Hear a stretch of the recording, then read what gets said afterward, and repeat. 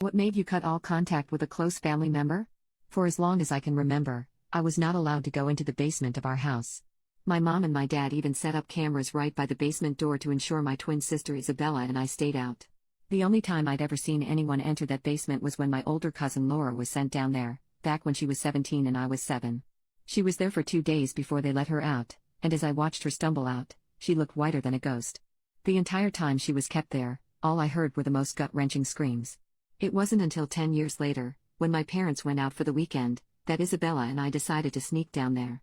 We cut the fuse, turned off the electricity in the house so they wouldn't see us on camera, and quietly snuck downstairs. It was creepier than expected and had nothing but dusty cement walls and a gross mattress in the corner. The smell in there was also horrendous, but we couldn't figure out what it was. Suddenly, Isabella lifted the mattress, and the floor underneath was stained with red. It was eerie, and as she flipped the mattress over, we saw a black cross spray-painted on it. We got chills and ran out of there screaming. We knew there was something we didn't know, so we did what we should have done all those years ago and called our cousin Laura. She asked us if we were home alone, and once we said yes, she said she'd be right over. At that moment, I realized it was the first time she had stepped into our house since the time she was been kept in the basement for 2 years. She shuffled uncomfortably as she told us the terrors of what happened.